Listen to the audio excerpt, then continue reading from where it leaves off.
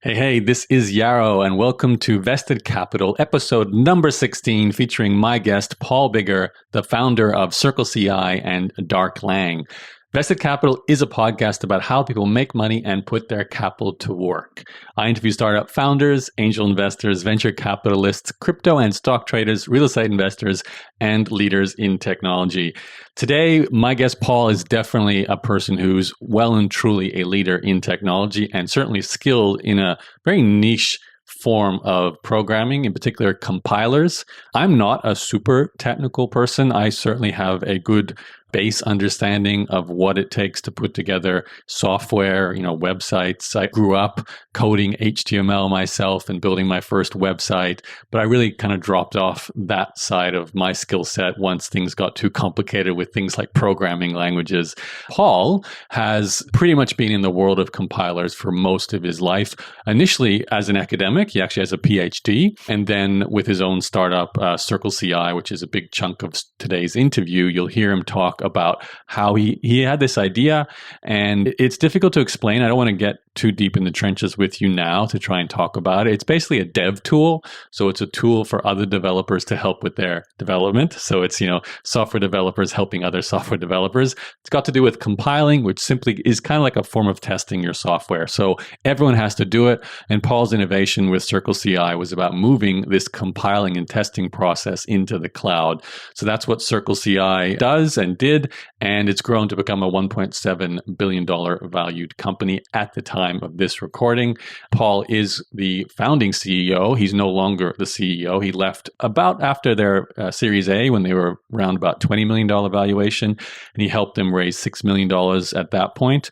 But then he stepped down after he realized he was not the best person to lead that role, the CEO role, because he was more interested in product and not so much culture and hiring, HR, those sort of roles that, CEOs and COOs have to deal with. And that's when he left and eventually got started on his current, he didn't want to call it a startup. It was a startup. Now it's a project. It's called Dark. It's another quite technical idea where he's trying to simplify the architecture and the software platforms for coding. Again, not going to go deep into it. Paul does a great description of that as well towards the end of the podcast. But of course, as always with Vested Capital, you're going to hear Paul's story from the beginning. We go back to his early roots, growing up in Dublin in Ireland, and how he became an entrepreneur, started his company. And of course, since he's now the co-creator of a unicorn startup, I was very keen to hear what did it take to get to the point where, they were over $1 billion valuation now. They last raised, I think, $100 million. So it's a very big company with 700 employees and truly a success story worth sharing. Okay, just before I hit the play button on the interview with Paul, just wanted to give a shout out, as always, to my own company, inboxdone.com. We are not a technology company. We're a human as a service company. So we provide human beings excellent, skilled, professional communicators who are great with the written language to take over doing your email for you. So they're basically virtual assistants who specialize in email. They will step in and handle replying to your emails, managing your email, and also managing any aspect of your communication, whether you're doing a lot of direct messaging and social media, you're getting a lot of comments that need to be replied to on maybe your Facebook ads, maybe you're getting help desk tickets from your clients or customers, any place where you need someone who has a really strong level of English, attention to detail, emotional empathy. That's where we step in. Usually we start with email, of course. So if you're a person who's drowning in email or you have a company that has a lot of customer service and email needs, head to inboxdone.com, book a discovery call, and we can chat about what kind of service you need help with. And we can assign you 1, 2, 3, 4, as many people as you need from our team to step in and manage your email and communications for you. That's inboxdone.com. And now we're going to dive straight into the interview with Paul Biggar. Here he is. Hey, Paul, thanks for joining me today. Yeah, thank you so much for having me. So you have a long story that I'm looking forward to diving into. And as I was just saying to you before we hit the record button, you are an entrepreneur in a fairly technical space, or have been. I discovered you through Indie Hackers, actually. You were doing an Ask Me Anything there, and you were talking about your past success with Circle and then currently with Darklang. You're very much in engineer, programming, cloud space, rather than me attempt to explain the summary of what you have done and what you currently are working on, do you want to give us just the broad strokes overview of your two most well-known companies now? For sure. So CircleCI is the biggest CI company, and CI stands for continuous integration, but that word doesn't really mean anything, and it certainly doesn't mean what it used to mean, so it's sort of complicated. Basically, what that does is developer workflow automation. So you have the code on your machine. When you're working on something, you need to get that code into the cloud where your customers can use it, and CI/CD is the process of doing that and just making sure that like it is safely tested and deployed and packaged and whatever else it is you do en route to the cloud. Okay, so I know I'm going to ask you this when we hit this part of your story, but I would like to clarify right now. What was the innovation that you, right at the start of the Circle story, saw? Because I understand cloud in the sense that technology moved from sort of you owning your own box in a server room to a sort of massive shared cloud-based interface, and the apps kind of moved to a more dispersed sort of, even now I'm stumbling here, but a more general dispersed kind of software application layer. And I understand with coding, having had a startup, had engineers, they were sitting there they were building things, but the testing was all kind of done, I guess, locally on their own machine, and then they would upload it and, we'd see if it worked online. That was kind of like the rough version of how we did it. So what's the difference between what I'm saying versus what you guys did with Circle? So what people would do is one of two things before Circle. So one is that they would just, as you say, test it locally and then deploy it into production. What would happen in that case is that sometimes developers didn't have everything set up in exactly the right way for production. Maybe they forgot to check in a file or something like that. So their tests were actually run against something that was different from what runs in production, and tests would break. And so that's sort of the one sort of like collaboration innovation that it brings is everything is always run in the same place, in the same way, and there's no, worked on my machine, didn't work on your machine, didn't work in production. The other thing is very much that move to the cloud. So the companies that did do CI and that had like a build server, they could only run one thing on it at once, and they might have a team that was growing. They also couldn't like split it out and run it across like dozens of these machines. And so very much like one of the innovations is just like, take this thing that was run in your office on a server and have it run in the cloud instead. And so you don't need to buy a build server. You don't need to set up a build server. You just like connect your GitHub, literally one click, and then your CI just runs. And so that was a very big innovation for people who, often didn't have CI/CD. So in 2011, when we started, people had only just really gotten on board with GitHub a couple of years earlier, and everyone was like, had only just agreed that we're going to use source control for everything. And so setting up CI was just a very big process for people, and they wouldn't do it. And so when they saw, oh, there's a cloud thing, I can get it set up in seconds, that really was a night and day shift for them.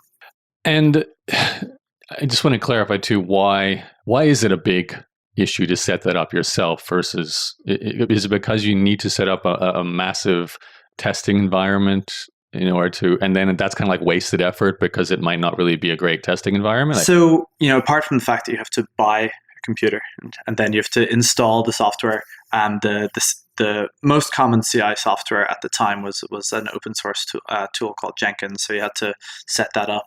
And then you had to install the databases and install the OS and install all the dependencies and get everything in sort of like the right shape. So typically it would take people about 2 days to do that. Versus in Circle, it would often run about 35% of the time, it would work automatically on the first go without you having to do anything. And it took a year of very much tweaking what we were doing to get it to that stage. And in the 60% of cases where it didn't quite run on the first go, there were relatively small tweaks that we could tell you how to do or that you could do to make that work. Okay. And I do want to connect the dots with how you came up with this idea in terms of the point we were in your life too, because I can imagine that was a different space to when we're talking now in 2021. Oh my God, yeah. Yeah. So before we do go back in time though, how big is CircleCI right now? maybe 700 people, I think. The last fundraise that was announced relatively recently was 100 million, 1.7 billion valuation, something along those lines. Okay. And you left the company, but you're still heavily involved. You said you didn't sell I your wouldn't say shares. heavily involved. I'm on the board, and I'm the board member who actually uses the product. Okay, that's an important board member. Okay, so well, obviously huge success, and this is a very technical aspect, I feel, of entrepreneurship. Some of my other guests can be simpler to explain the idea because it's, like, for example, recently had a guest who was like the Uber for lawn care. It's people need their lawns mowed. You open up an app or a website, you find a lawnmower, away you go. Your story, a little different, a little more technical, but I appreciate you, taking the time to answer some of those questions. And obviously I will have some more for you. But before we go more technical, let's get more personal. Can we go back in time? Where were you born and raised? So I'm Irish. I was born in Dublin. I was raised in Geneva, in Dublin, and in Westchester County, New York. My dad was a diplomat, so we traveled around. So I was sort of 5 years in each before eventually ending up in boarding school in Dublin, and then going to college in Dublin as well. Ireland now, as I say, talk about the country, it's actually not uncommon to think it could be a place for technical entrepreneurship. I think of the Colson boys with Stripe coming from there. At the time growing up, did you see any local kind of influence for entrepreneurship or any influence for entrepreneurship even overseas as a young person? I think didn't particularly see a whole lot of startup stuff in Ireland. Certainly there was some stuff. I had a cousin that did something interesting during the .com, and my uncle had a software company. So I wasn't completely separated from it, but when I moved to San Francisco, it was very very much night and day between the two. I remember thinking, when I got to San Francisco and Silicon Valley, that people actually cared about tech and startups and software, whereas in Dublin at the time, all of the interest was in legal and finance and construction or real estate were the big sort of booming industries, and you told people you were a software engineer and no one really gave a shit. So did you have interest in software engineering from day one, like you were a 12-year-old with your first basic programming language coding software? Not exactly that. I mean, I certainly did a coding course when I was 7 or something, and I kept that up, and a little bit, not all that much, and then kind of got into video games and played video games for a while, and that turned into PC gaming, and then I was building my computer and optimizing it to get the last inch of, I think at the time it was conventional memory or something like that to run the games. And so that sort of was where my re-interest in computers came. And I thought I was going to do computer engineering in college, and the degree that I did had a hardware component. But once I started coding, I was just oh yeah, this is the shit. I love coding. Now, I, for a very brief period of time in my university studies, thought I would also get into coding because I saw it as the future. I tasted JavaScript and realized, oh my God, my brain is just not built for understanding, logic-based programming. So I stuck with business school and dropped out of the programming side. For yourself, obviously, your brain was I love this. I can make this work. Can you maybe take yourself back to that, I guess it was university sort of studies when you were going deeper into software? What were you most excited about doing? Did you see yourself becoming a software engineer, Silicon Valley lifestyle, or is this more something you see oh, I'd love to build an app that does this? It's more practical, more hands-on. What excited you? I mean, I would say that we didn't have great visibility into the Silicon Valley lifestyle kind of thing. In Dublin, there's, when I was doing my degree, the or coming to the end of my degree at least, the .com bubble had popped, and we weren't really aware of it anyway. It hadn't really permeated in the way that it has today. So for me, it was just really really liked coding. I had always been entrepreneurial. I was always interested in business as well. I'd considered doing business degree and that kind of thing, but for me, it was really about building software. And in particular, the thing that I really enjoyed was the part of our degree that focused on compilers, which is sort of the developer tools, basically, which is what both CircleCI and Darklang are quite related to, and it's what I ended up doing my PhD in as well. Oh wow! So you did a PhD. So you went from undergrad to postgrad straight through? So undergrad, started a company, quit the company, postgrad, then Y Combinator, then Mozilla, then CircleCI, and oh then wow! Dark. Okay, I have questions. Bit of a journey. Okay, so just quickly, the company you started, was that while you were doing undergrad? Did you say, was that a startup? No. It was, 6 of us started right after undergrad. They kept doing it for about 3 years, but I found relatively quickly that I disagreed with all of the decisions, and so after a few months, it was like, all right, I'm going to go back and do my postgrad. Okay, so just curious, what was the idea for that business? What were they doing? There wasn't so much an idea. It was more do consulting, build a nest egg, and then figure out what they wanted to build. And I was gone long before that happened. So more like an agency dev consulting kind of something solution. Along those lines. Yeah. Okay. All right. So you come back and you do postgrad. Postgrad was straight into PhD. Yep. The way it's done, and you sort of have the master's part covered in your undergrad. So the PhD was 4 years. Okay. So was that also in the world of compilers? Did you have a that was in mind? So my PhD is in compilers and static analysis. Static analysis is about looking at the code as code, analyzing the text of the code, basically. Yeah, so I did a compiler for PHP, is what I did. PHP is a programming language, and it's a dynamic language and doesn't really have a compiler. And so I did a bunch of research into how that dynamicism works and how you can optimize it anyway. Okay. I'm curious.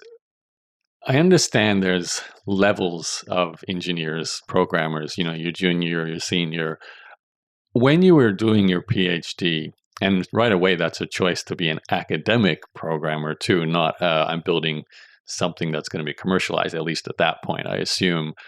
Where did you see, did you see yourself, forgive me if I'm being, overly flattering, but did you see yourself as a genius level programmer at that point? Or how did you compare yourself? Because I see this as also as an opportunity cost decision to start a PhD. You could have potentially been hired if you were a very good engineer, I assume, for over 6 figures, if not, 200, 300,000 a year, depending on your skill set at that time. It was a different time. That is not the case at all. So in Ireland, after my undergrad, I was making 31K. That was euro, and that was a great salary. My friends were making 28.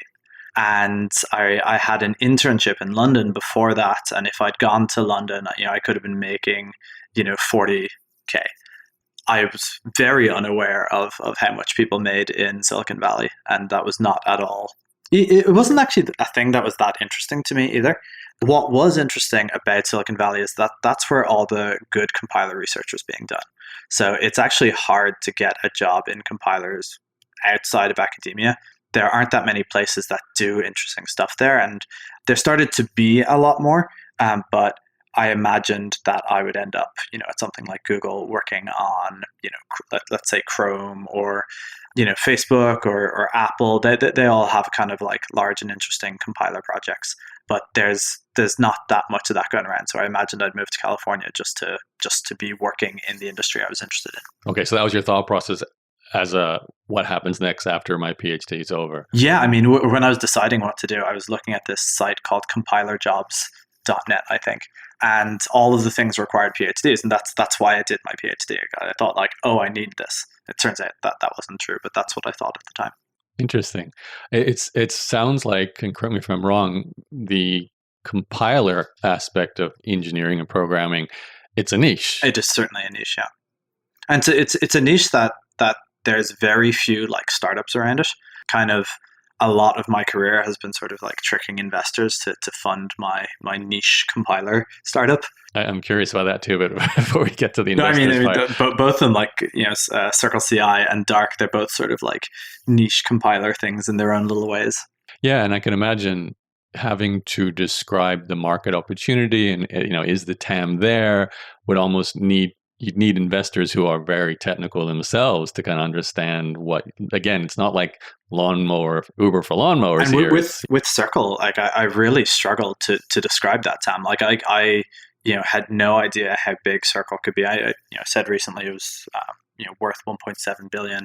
I was hoping one day it might be worth 100 million, and like that would have been fantastically successful by my mind. And I couldn't see where Circle is now. I couldn't describe to investors a world where we make as much money as we do, and the company is as big as it is. Yeah, amazing. Well, let's go forward with your story then. So you complete your PhD, and can we timestamp this too? Because I'm guessing it's post.com bubble one. So Yeah. kind of like, So I finished my undergrad in 2004. I started my PhD in late 2005. Finished it in late 2009. Y Combinator was early 2010. well, let's talk about that then. I'd love to dive into so you finish your PhD. Did you have an idea for a startup straight away? I did, of course. I'd been thinking about it for ages. My blog had bad commenting software and it needed better commenting software. And so that was literally what the startup was. And after sort of thinking about the good commenting software that was out there, and I particularly looking at like Hacker News and Reddit and things that actually allowed good conversation to happen despite all the trash, I thought of it as community software. And who has a community problem? Well, newspapers. They need to like adapt into this like community thing. Right now their comment sections are complete trash, so I thought we would sell to newspapers. And that's sort of the naivety of trying to sell to people who have no money at all and no interest in what you're doing. And so that didn't last very long. Right. Yeah, not the best target audience at that time. Not at all, no. And I'm thinking too, 2009, we're talking the great financial crisis sort of happened and was sort of finishing up around then. And then there was that kind of, what they call it, like a dark period for raising capital. There wasn't many people willing to invest back then. So absolutely, there was in my batch. I think one company raised a seed round of like $750,000, maybe two or three of them did.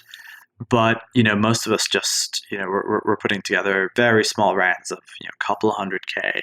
In our case, just $50K, and there just was not a lot of money going around. It's nothing like now, but even 2 years later when I raised for CircleCI, that was a completely different world as well.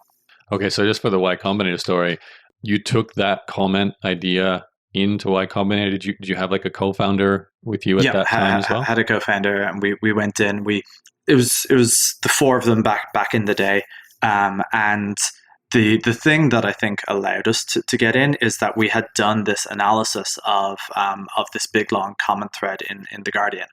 And the thread was like, completely linear. There's no like threading or that sort of thing. And so people would say each other's name to refer back to someone's comments, like, 50 comments ago or whatever. And so we did analysis of this, and we created this like pretty tree and like talking about like, look, here's one common thread, here's another common thread. And they were all looking at that. They're like, oh my God, these nerds put a graph onto something, social. It's like, we must fund this. At least that's how I imagine it went. Plus, you had obviously strong technical competency, which is always a plus getting into YC as well.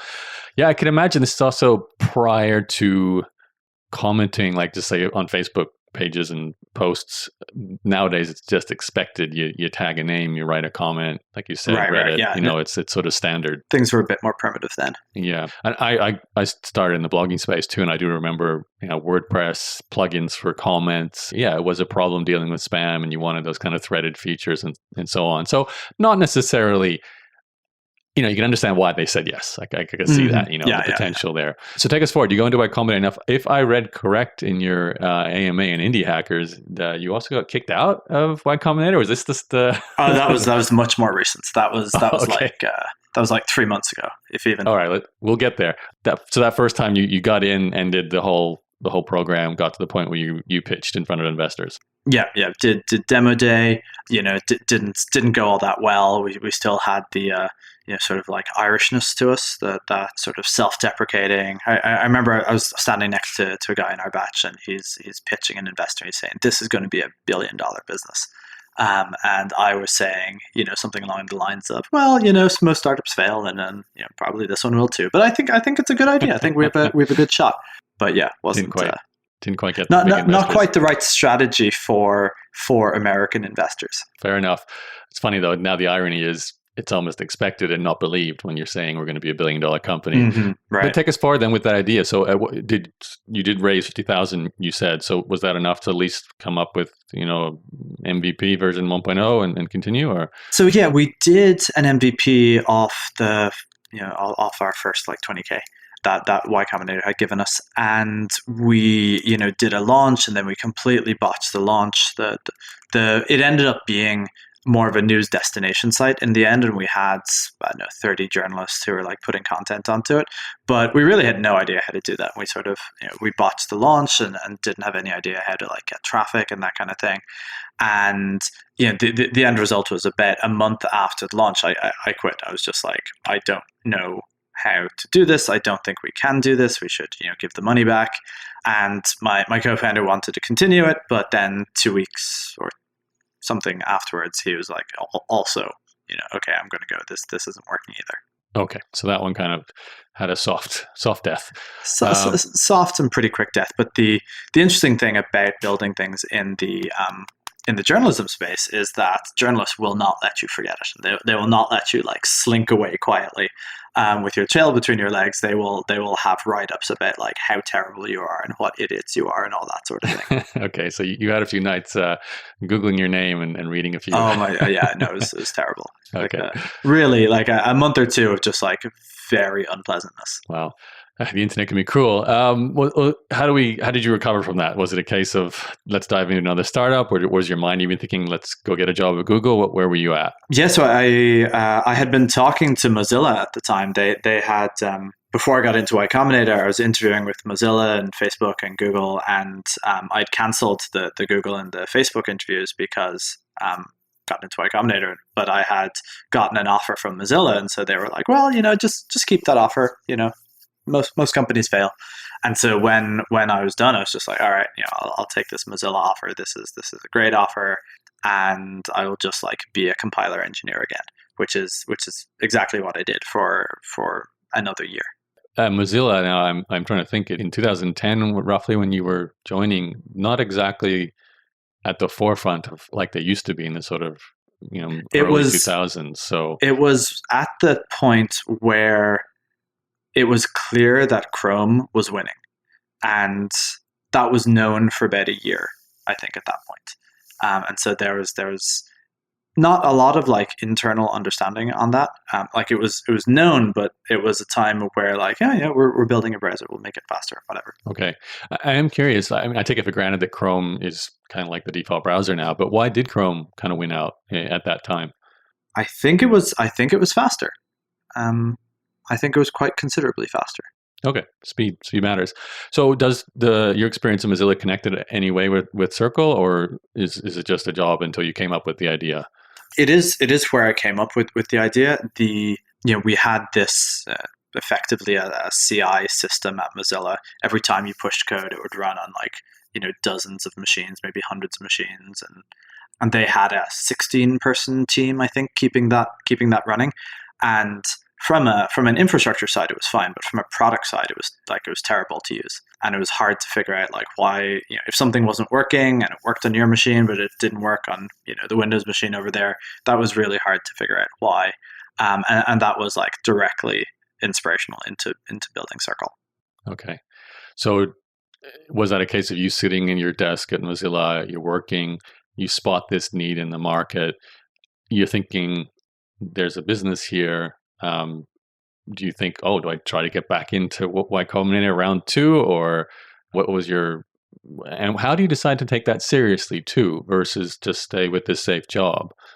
Well, conveniently, I got fired at around the same time. So that sort of like led to what am I going to do next? And there was a couple of options. I was certainly interviewing through a bunch of Y Combinator companies and Dropbox, and I was talking to like Stripe and lots of things there where if things had gone differently, I might have ended up completely differently. I just was interested in doing the startup again, and sort of getting back on that horse. And I had talked to a couple of people who, about this idea about I don't think I was calling it CI at the time, but something along those lines, automatically running tests and that kind of thing. And that was that was mid 2011, I think. And then, it didn't take me very long to decide to do it and to start looking for co-founders then. So here's where I'm going to ask you to kind of help us with the technical side of this. When you have an idea that is very much for programmers, this is not front-facing consumer, this is for the engineers in the background, right? What does an MVP look like for them? Like, what do you feel you need to create in order to validate whether this actually is something people want? And also, just to sort of extend that question, how do you think about monetization as well? Because I realize with a lot of software, especially on the commercial side, it's often like, let's build it, grow a user base, we'll figure out money later. Mm-hmm. Is that the similar way of thinking for, internal software for software engineers kind of business? I think so. There's this idea that developers don't pay for software. And there is a little bit of truth to that, and certainly there was a lot more truth to it. I think it's much less true now. But certainly having software that you have to pay for inhibits growth and limits who will use it and who will pay for it. And I think that the secret that we discovered, and that a lot of people discovered around the same time, is that people pay for infrastructure. People expect to pay for infrastructure. So if you can make your product free or freemium or available free for open source or something along those lines to get people to use it and to try it, they will. And, then you charge them for effectively CPU time, which is a thing that they actually expect to do because everyone knows that if you got stuff running in the cloud, you have to pay for that. Okay. So does Amazon kind of get credit for making that standard as a business model, or is it even before them? I mean, I think even before that, before there was Amazon, there were VPCs, there was colos and all that sort of thing.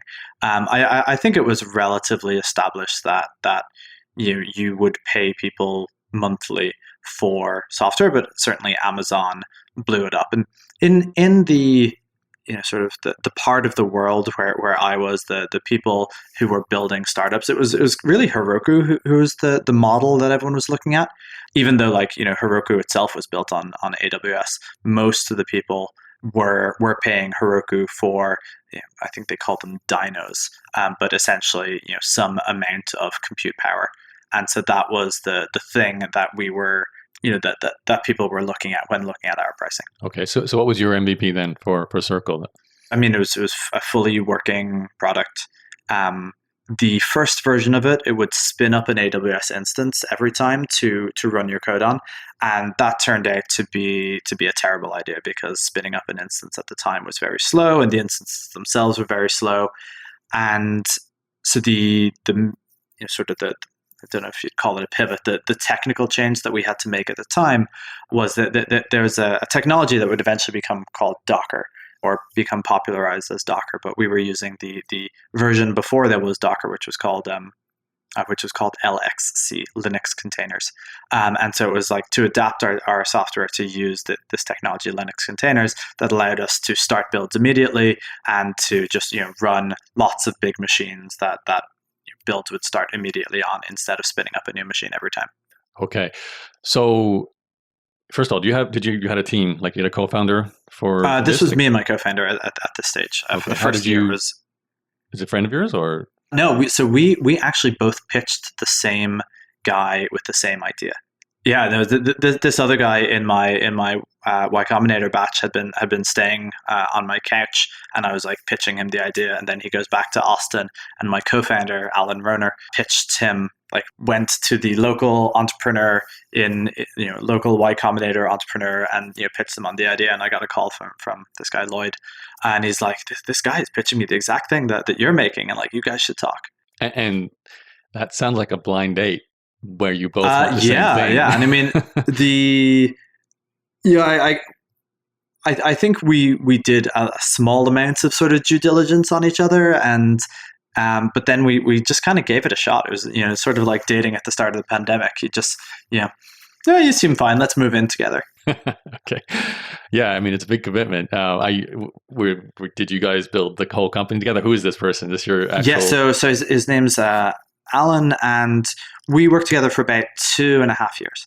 And certainly we were, at that point, we were at over 1 million revenue, probably 1.5 million, 2 million revenue at the time that he left. So with you and Alan starting it, were you both engineers? Like you both were going to We're both basically create? engineers, so I did Okay. most of the front end and the UX. He did like all the cloudy stuff and making that work. So okay, and was Lloyd your first investor, or was he someone? No, he was one of our first customers, though. Yeah, Oh, he okay. had said like, yeah, I would use this at my company, and he did. Okay, I'm curious about that, but let me first answer the investment question. Did you like from day one go find investors since you both need to pay No, so yourselves, or for the first while, we were financing it basically out of my pocket.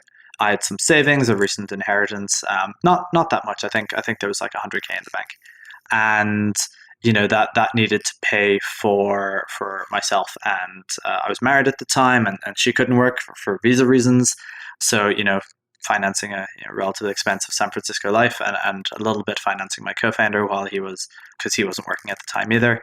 And then we managed to raise 50K from an investor, and between that we made it basically until basically a whole year on that, and then the cloud costs started getting a little out of hand, and we needed to actually raise.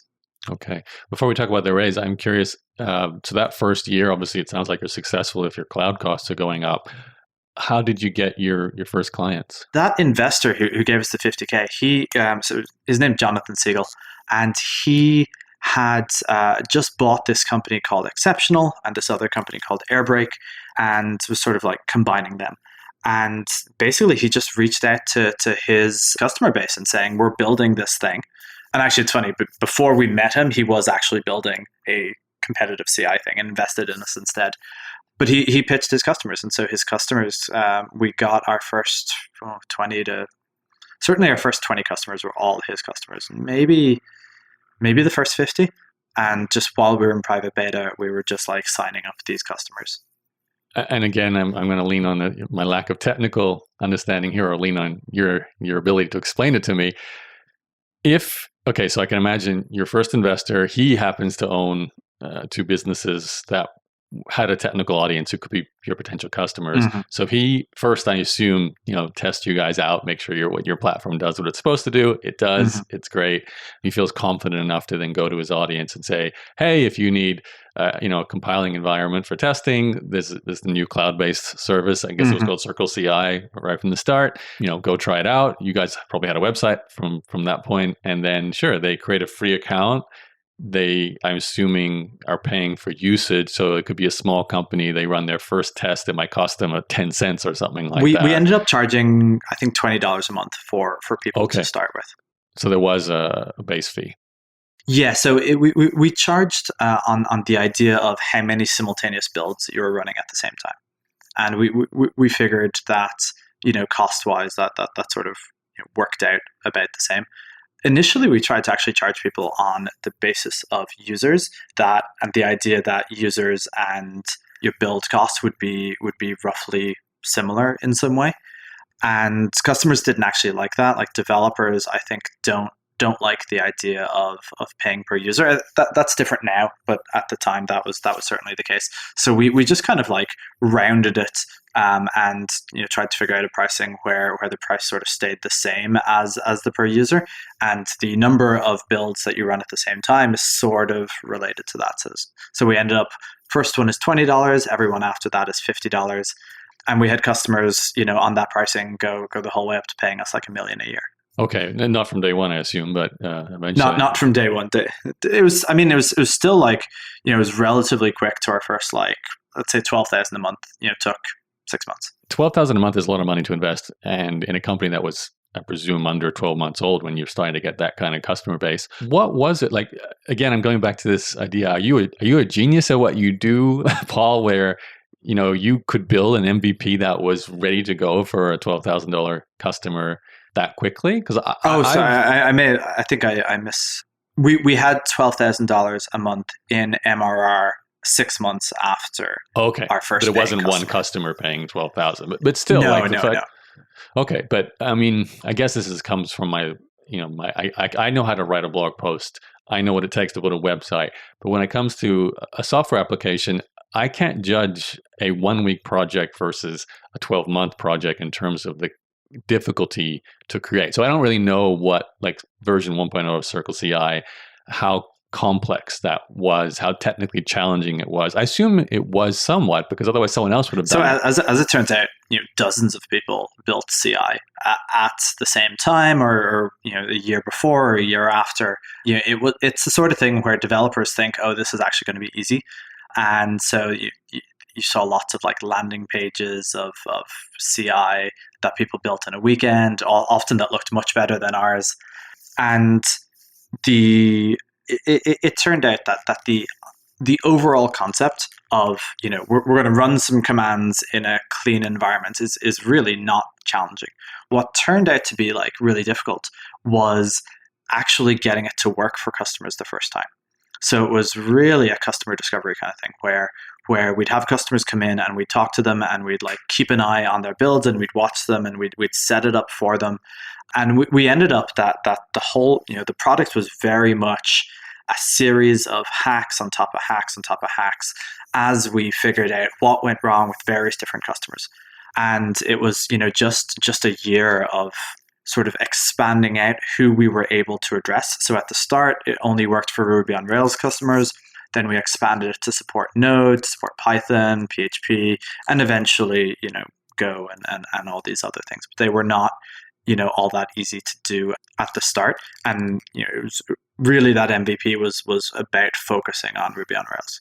Interesting. Okay, that makes sense to me. Like, it sounds like before, it's almost like you create this magic test environment where you can put anything into it and test. But truth be told, that really is like not a day one MVP. And burst version is okay. Yeah, we can do that for this tiny subset of types of applications built with this specific language with, some other restrictions placed on it. And then you expand Well, from there. I think what we did actually was we started much broader. And then we realized that we had all these customers who just, or, we had all this interest from people who just had Ruby on Rails. So we actually cut it down first to just Ruby and said, we'll expand out later. And, we'll eventually become this all-encompassing thing. And it really wasn't until 4 or 5 years later that we were that all-encompassing thing again. Okay. Yeah, well, that sounds reasonable. In other words, it is a bit more of a technical challenge than it might seem at first. You guys found a core customer base from which you could grow to that sort of 12,000 annual run or monthly run rate, was it, or whatever it was? Yeah, when we started raising in August, we were making about 8K MRR. And by the end of when we were done, I think we had like double that or something like that. And certainly the investors were keeping an eye on how much the MRR was going up during the fundraise. Yeah, as they do. That's sort of terrifying. Yeah. So how was it raising investing? Because that was like your first bigger round, right? So this was $1.5 million that we raised. It was a seed round at the time. That's what a seed round was, and it was approaching a lot of entrepreneurs to get introductions to investors, and that was really the thing. Like people that we knew. Let me pitch you on my startup.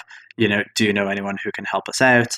And sometimes they would, and sometimes they wouldn't, or sometimes they wouldn't believe in what we were doing, and they wouldn't really give us any intros, or they give us like one bad intro who wouldn't meet us. And sometimes sometimes they're like, yes, I understand this, and I want to use it, and let me introduce you to this person, this person, this person. And the real sort of the thing that made that round come together was James Lindenbaum. So James is the founder of Heroku, and he is the founder also of a DevTools startup accelerator called HeavyBit, which is, if you're in DevTools, you're very familiar with this. It is like it is the Y Combinator of DevTools essentially. And basically, unbeknownst to me at the time, James was a bit of a kingmaker, and he told the investors, this is going to be the CI company. You should invest in this one. And they had talked to all the other CI companies as well. And so I'm not sure exactly what I did that was. Or what we did that sort of separated us out from the pack, but that was the that was the thing that really got the round together, and even got the Series A together a couple of years later as well. Okay. Now, it's not talked about very much, but once you complete a round like that and you've got this money drop into your bank account, what really happens after that? Do you go on a hiring spree? Like, what do you have to kind of figure out at that point? We started hiring before the round was done. So when we had our first couple of 100,000 in commitments, we figured like the round is going to happen. Let's get it going. However, we didn't expect it would take 4 months. So we had 3 people start, and then we were like, oh shit, we're not going to have the money. Like, the money's not in the bank yet. We're waiting for this round to close. So we basically contacted a bunch of the early angels and said, can you give us the money now? And they wired their money with no note, no term sheet, nothing. They just like sent us the money, and that I think that was like $80K, and that was like what we needed for the 2 or 3 month salary until the round actually closed. Okay, and how does it feel after the round closed? You've got all this new staff. Do you just sort of see features rolling out so much quicker? Is it like, oh, finally we can get back to that massive list of errors that we wanted to solve? Is that kind of, is it very satisfying? I think it just like makes things go faster, and faster is more terrifying. So we now have more customers. We now have, I think that the first things we started doing was like adding more monitoring over our infrastructure, sort of being able to keep an eye on what was actually happening, adding support for more things. So at the time, my job was basically doing customer support. I was answering all the emails and, kind of reporting bugs and getting them fixed. And so, I was just like on fire all the time. It was just like constantly having to deal with a thing over here, a thing over here, a thing over here. So yeah, I would say more than anything, raising money turns into this sort of like terrifying experience after the money comes in. Yeah, because people don't talk much about that other than, stuff happens after, and hopefully you keep growing. Are we reaching the point soon where you decide to sort of step back as an active employee of the company, or how much longer did you stay with CircleCI? Another 3 years. So Okay. I stayed there until 2015. Yeah, it was, I raised a Series A, which was 6 million, which at the time was a pretty decent number. Not so much anymore, but I stayed with it until we're at about like 2.5 million in revenue. And we were 25 people at around the time that I was making this decision. And, we had no managers, we had there was no like middle anything. It was like me and 25 or 24 ICs. I realized like, I'm not doing a good job of this. In fact, an investor said it to me, is like, I believe that you can do a good job of this, but you're not doing one. And I was working with a coach at the time, and I was like, I actually don't like this job. This CEO thing, this isn't fun. Like, I'm spending all my time thinking about culture and process and HR and, all this sort of thing. I really just like working on products. And by luck, we had acquired this company called Distiller, which did CI for iOS. And, those guys, Jim and Rob, were better management material. So that is actually what ended up happening. Jim took over first as COO and then CEO. Rob became CTO, and they run Circle now. So they've been running Circle for, I think, nearly 6 years now. Okay, and so how did you transition? Like, is it a case of you make it sound like there certainly wasn't any animosity, and there's no like Twitter, like founders swapping, backstabbing each other back and forth? No, me and my co-founder had a breakup, and that there was certainly, that was a difficult time for everyone, and that was challenging. But when it came time for me to step down, like certainly, wanted to keep a certain amount of control, and certainly had fear around like investors and that kind of thing, probably for no good reason, just the standard paranoia. I had a lot of trust in Jim and Rob, and then when sort of over the next few months, I stayed as CEO. Jim was effectively running the company as COO. But the main difference was that things were a lot smoother. There was morale was high. There wasn't a whole like revolt against the new management or everything. Just there was just quiet, competent execution, and everyone on the team saw, okay, things are like they were before, but more competent and more organized. And less kind of frantic. You said you were there for this $6 million next round, your Series A. Yeah. What was the valuation of the company at that point? Oh, it was like 25 million, I think. Okay. At what point, because like you said at the start, today as we talk, it's been valued at 1.7 billion. Is it still private, if I'm correct, right? It is still private, yeah. Yeah. You've stayed, an equity owner in the company. So you've seen it go from that 20-ish million to 1.7 billion. Your role has obviously become, like you said, you're more on the board now. You're a board member who's an actual user of the product, but you're not functioning as in, you're not doing the customer service. You're not being the CEO. You're not programming all those things you used to do. It's funny how these days I'm working full time on Dark. Right. So I'd love to talk about that too. But it's funny the evolution. You went from like being the first person to program version 1, get the first few customers. Then you do a raise, you find yourself in customer service, which is probably not the best use of your strengths. But yeah. I know. I mean, I think it actually was. I think that time spent in like understanding what customers need, like that was absolutely vital to making a working product. I guess it makes sense from a startup standpoint, but it sounds like your skill set just, I mean, I can imagine if you got feedback and then you were the one who was programming the fixes. I get that, but yeah, it feels like you could have put someone else there. But I also understand founders, it's great for them to stay in touch, right? Yeah, we did switch at some point to all the engineers rotating through support and doing one day a week support each. So it was only, the first year maybe that I was doing it all. And then, like you said, you transitioned to CEO of more like a bigger company, more people. Then you tend to focus more on hiring HR.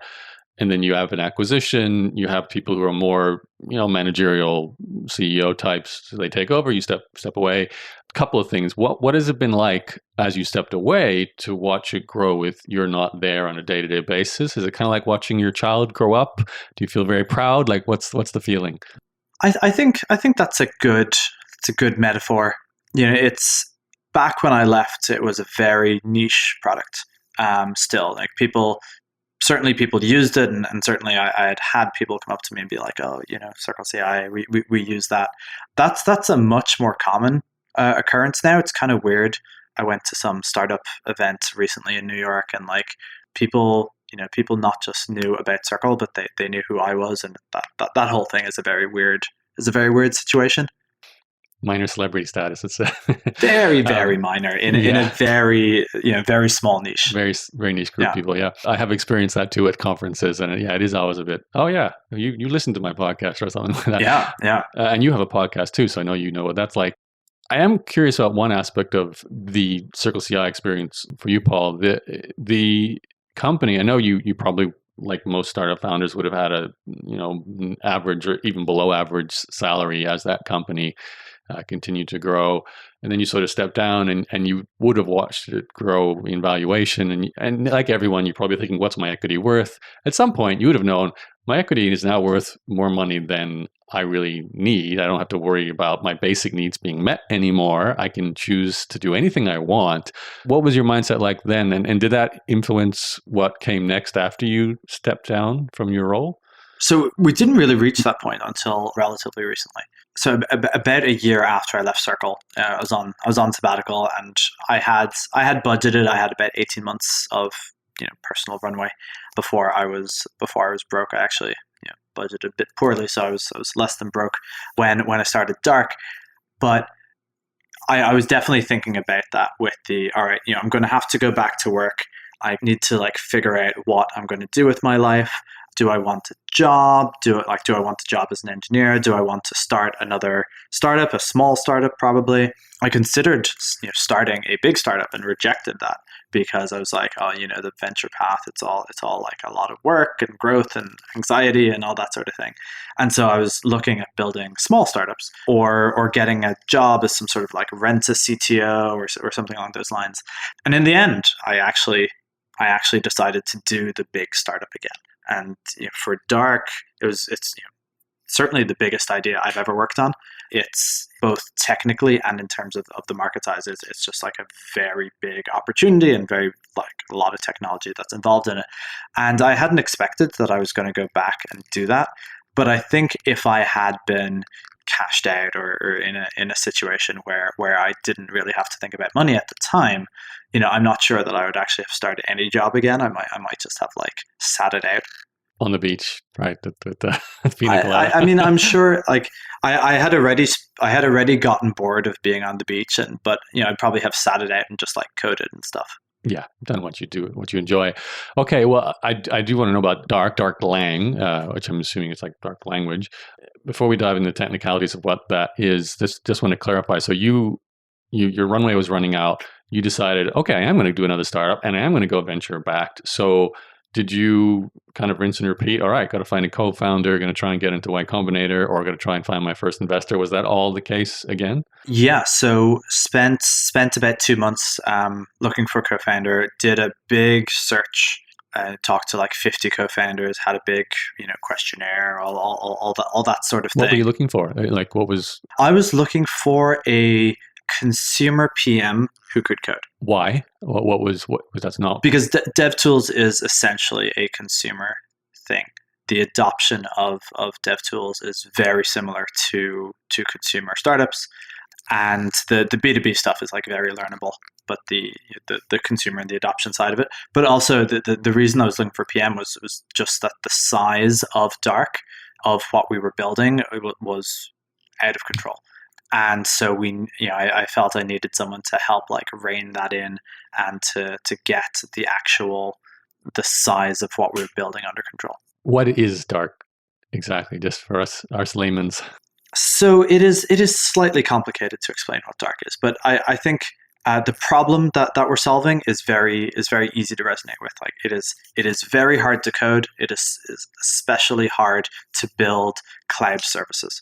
The dealing with things like Amazon and AWS is a nightmare, and the amount of things that you need to do to get a product successfully running in the cloud and sort of scaling in the cloud it's very expensive in sort of developer time, and that is a huge problem.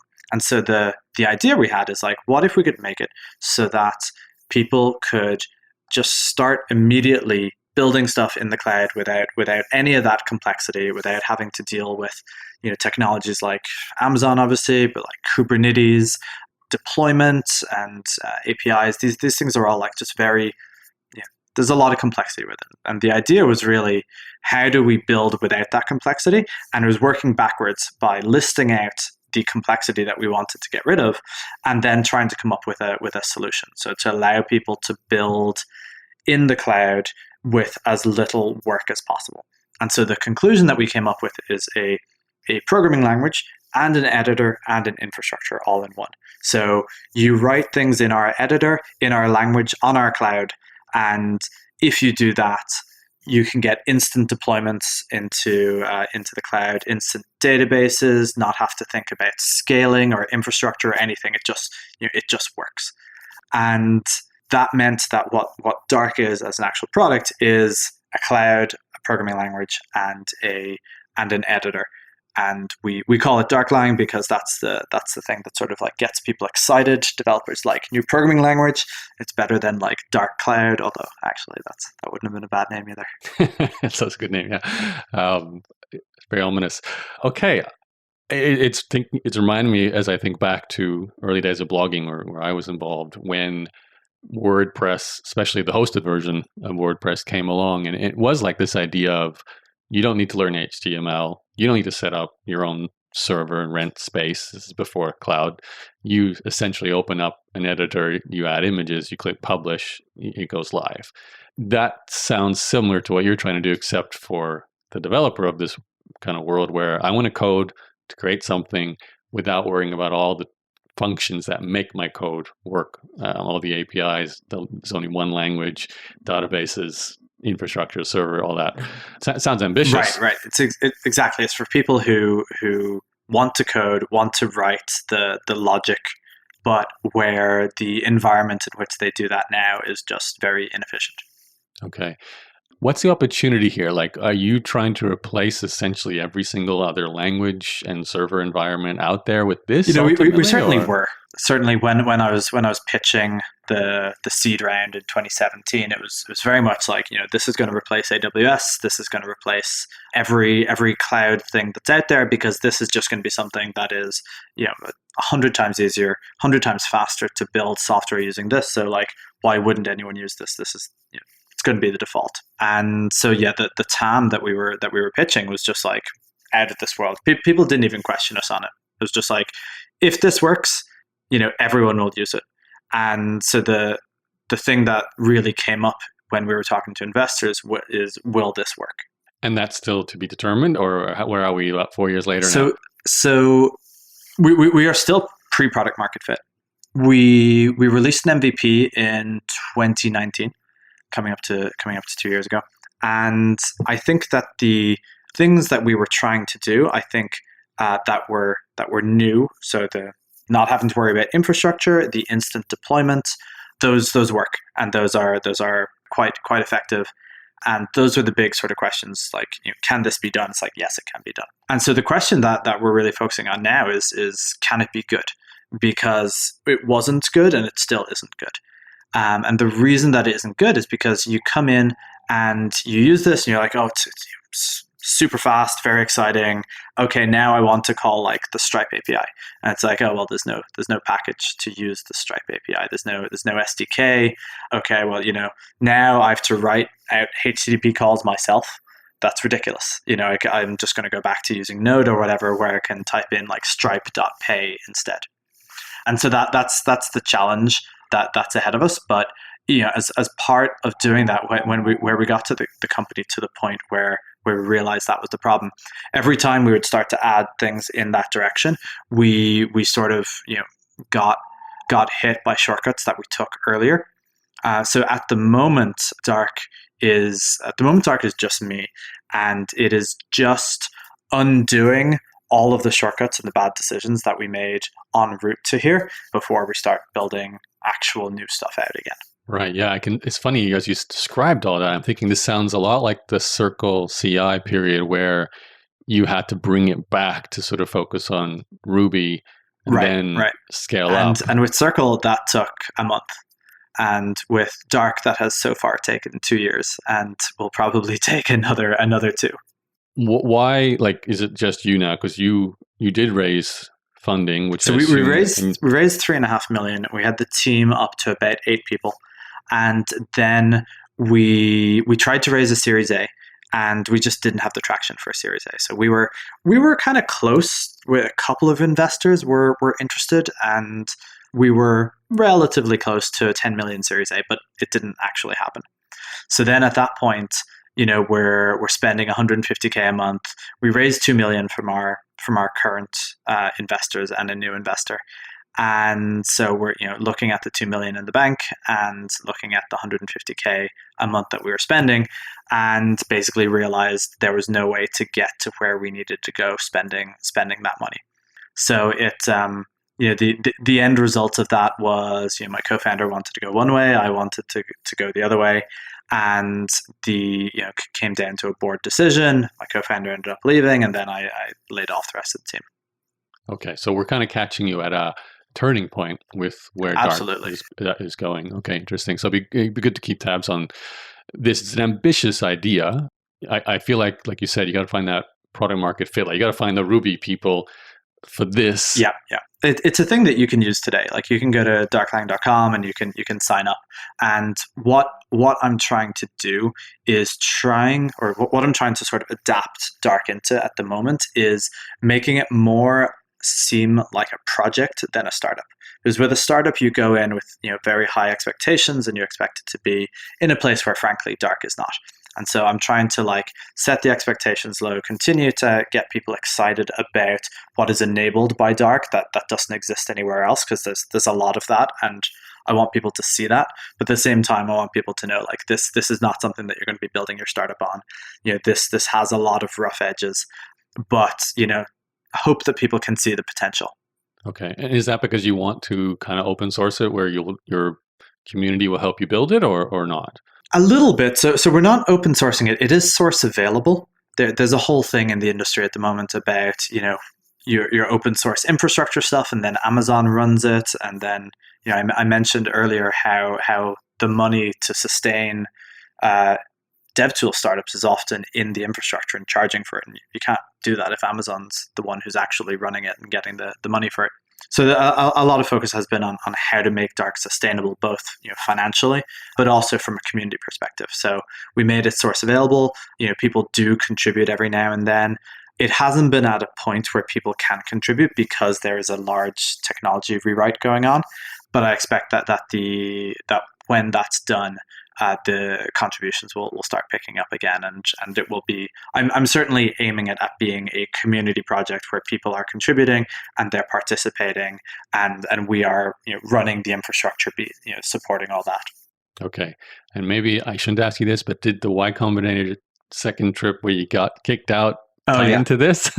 No, it wasn't really. That was all about the vaccines. So. I tweeted about a couple of people in Y Combinator had told others how to get vaccines that in one case they definitely weren't entitled to, and in another case it was a little more vague. And I tweeted about that because that's unethical as shit. And simultaneously or along the same lines, there was some discussion internally where I had aired some grievances where I felt that Y Combinator was I think the way I put it is I'd fallen out of love with Y Combinator. Just to clarify though, Paul, were you in Y Combinator with Dark? Was that No. So this was an alumni. So when you go through Y Combinator, you're part of the community. There's a sort of a private social network and Slack group and all that sort of thing. So you weren't in a batch. You were just. I wasn't in a batch. Okay. No. Gotcha. I got kicked out of the community. Right. You got ostracized from Y Combinator land. Yeah. Exactly. Yeah. Okay. Yeah, all right. And I can see where this is going. Like you have ideological disagreements around things, and right. When you don't like what something has become, but you're still part of it and it's still useful, and you're vaguely flailing to try to make it better, and someone realizes that you're actually just being disruptive in the community. It's okay, yep, I can totally see it. Okay, so just to kind of wrap this up, probably a good time to sort of finish up. Dark, I can tell, feels very much like something where you see a vision for something pretty big. While you were building that over the last 4 years, and obviously you went through co-founder and initial funding and then scaled back, and it switched from being a startup to a project, like you said. While that's all happening, CircleCI is going from its $20 million to its $1.7 billion valuation. Would you have considered, let me sell some of my shares in that on the secondary market so I can put it into Dark? I know that's very risky, putting probably your biggest source of net worth into a project. Did that cross your mind at all? And where are you now with all this? So, Dark still has money. When we run out of money, it's going to be up to me to fund. I'm the biggest owner of Dark, and this is a thing that I'm going to be working on for the next 10, 20 years. I'm convinced that it works. I think that other people who use it, can see how it will work as well. But it's going to take time. I think the most likely thing is that I expand the team to sort of 3 other engineers maybe, and over the next 2 years bring it to something which actually has product market fit. And if we run out of money on the way, then that'll be up to me to fund it, I think, at least. Okay, so you may consider taking some of your Circle equity, and depending on what happens with Circle, of course, if they become a listed company, it becomes easier for you to do that, and so on. Right. And I've sold some secondary already. So certainly I'm viewing this as a place where they're probably, just despite the frothiness of the markets, Dark is not in a very strong position to fundraise. So need to get it to somewhere where it's in a good position to fundraise again, and or to be cash flow positive. Yeah, hard to see where things are going to be in 2 years, but that's kind of how I'm thinking about it. Yeah, that makes sense. If you have those paying members again, or some sort of income source. Yeah, exactly. It makes the thing I'm thinking about at the moment is we're not going to get a whole lot of usage out of it. If we charge you for usage, you would pay far more than you would on AWS or something like that. And so probably a membership fee of, standard user pricing is much more palatable these days. So some sort of, it's free for something and it's paid for something else, standard sort of like SASE kind of thing is probably how that's going to end up. Okay, great. Paul, I've taken a lot of your time. I'd maybe wrap up with one last question that I am curious about. So you've certainly had a variety of experiences here. You've been an early CEO, co-founder of what's become a unicorn. You've seen also when it was time for you to step away, which takes some consciousness about what you're doing and what your skill sets are. And you've then dived into an ambitious project that, again, clearly taps into your skill set. I can see the overlap. It's like expanding what CircleCI kind of was to the entire technological framework, but it's bumpy. You're trying to figure out the use case and make it work for scale and potentially funding. And even prior to that, you've been an academic, so you know the really in the trenches coding for the sake of just expanding on ideas and language and so on. My question out of all of this is, especially for those listening who are technical founders, like they're like you, they have engineering capabilities, they've wanted to or even currently are building their own something technical as a startup or as a project, but more likely a startup. I'm really curious, what from your point of view is actually the hardest part to make that work as when you are a technical person coming into a startup? There's a tendency of engineers to sort of build it and they will come. And I think that's especially true in dev tools.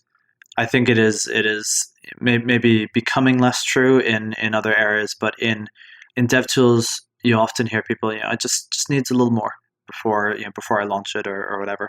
And this is especially true in sort of like the community first side of things, where people build an open source project and then try to turn that into something later.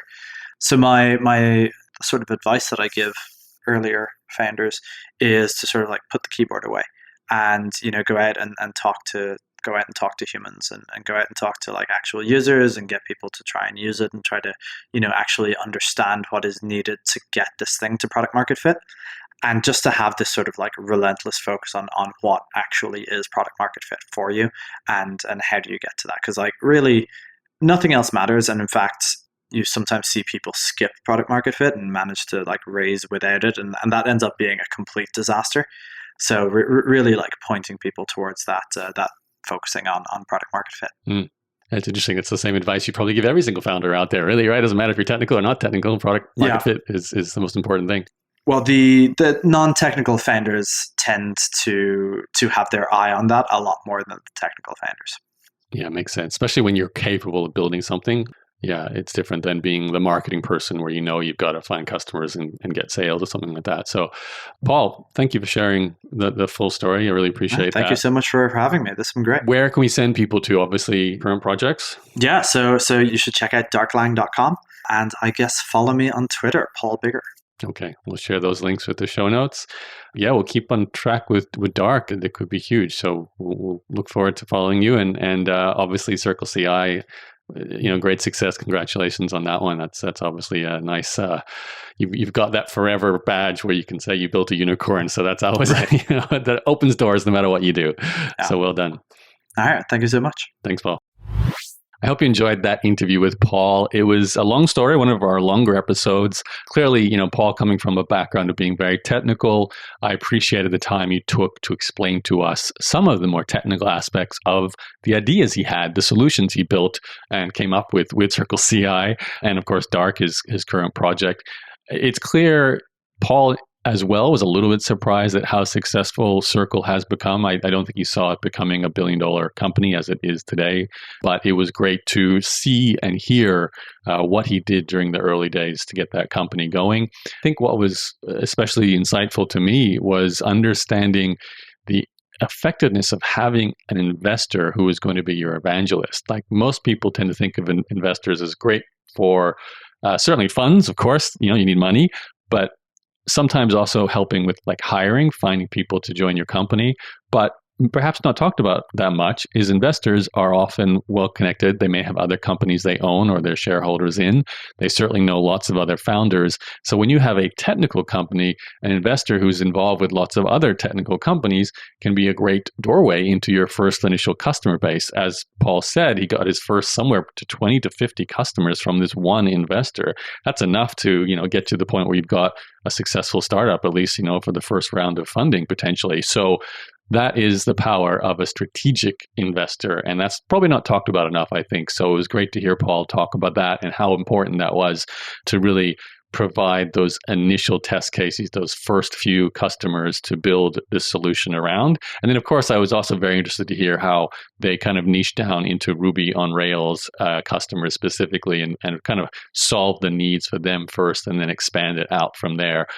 Great story. Hope you're going to love this interview with Paul. If you've not done so already, please subscribe to Vested Capital. You can find other interviews like this one with Paul, other startup founders, other technical people, but also people doing different things, venture capitalists. We've had professional poker players on, people doing different types of businesses, not always so technical. In fact, coming up soon, I've got founder of a cat sitting business. It is technical. It's kind of like Uber for cat sitters, but that's coming up. And just before, a couple episodes before Paul, we had the founder of Uber for lawn care, as I mentioned in this interview as well. So certainly getting a diverse range of guests sharing their amazing stories. And I love sharing them with you. So if you haven't done so, subscribe. You can do that in your app. Just click the plus button or the follow button or the subscribe button.